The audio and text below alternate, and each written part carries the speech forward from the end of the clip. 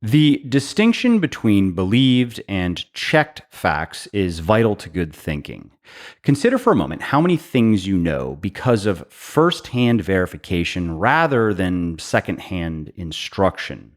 The truth is, many or even most of our assumptions about, well, just about everything, they are believed facts, not checked ones.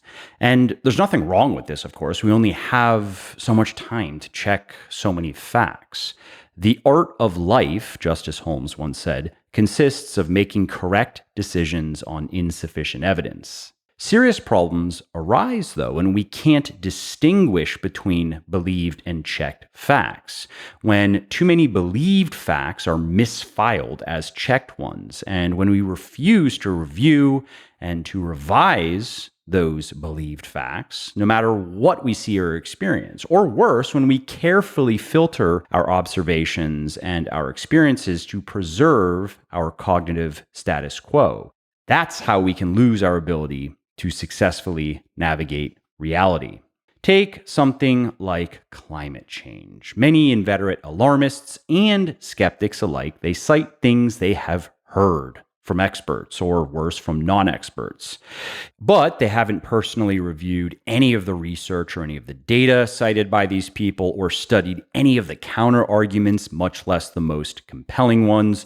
And so if such people were to take today's message to heart, they would acknowledge that they actually know very little about the subject, and they would preface any statements about it with, well, I don't know much, but here's what I've heard, or here's what I believe, or here's what I would like to believe. Believe is the key word there. Believed facts, not checked ones.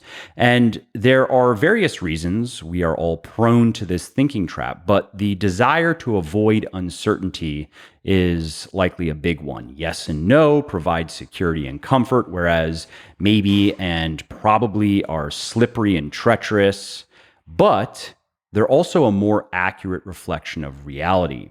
And so, if we want to interact with reality more effectively, we must strive to mentally interact with it more effectively. And that requires moving away from monochromatic thinking toward polychromatic thinking.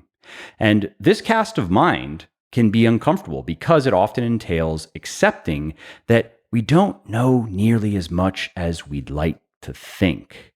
But there's an opportunity because, remember, there's a word for the process of rethinking assumptions and reworking opinions. It's learning.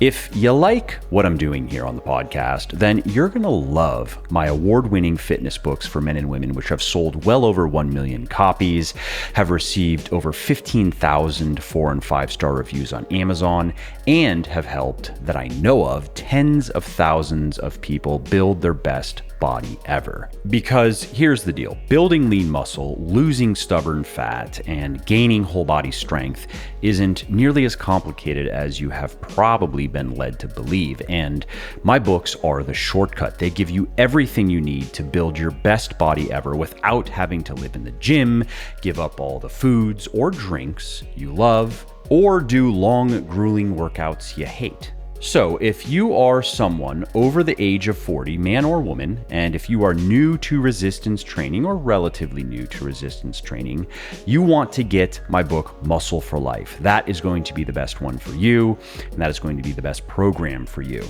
And if you are a man under the age of 40 trying to gain your first 25 pounds of muscle, then you'll want Bigger, Leaner, Stronger. And if you'd also like a workout journal with an entire year's worth of Bigger, Leaner, Stronger training that takes you from novice to expert, pick up a copy of the Year 1 Challenge for Men as well.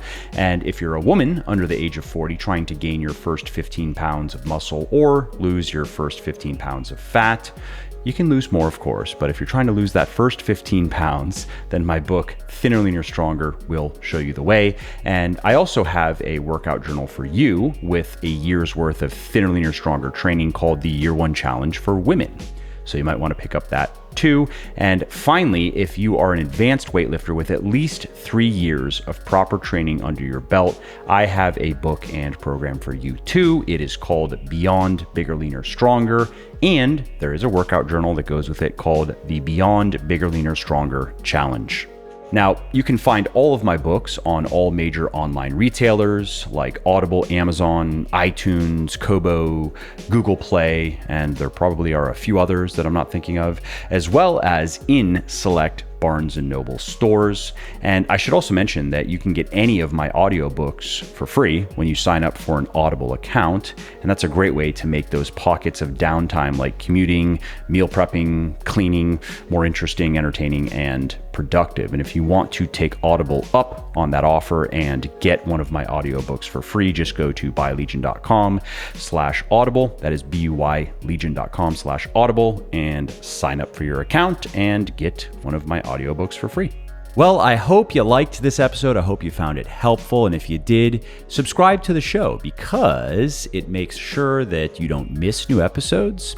And it also helps me because it increases the rankings of the show a little bit, which of course then makes it a little bit more easily found by other people who may like it just as much as you.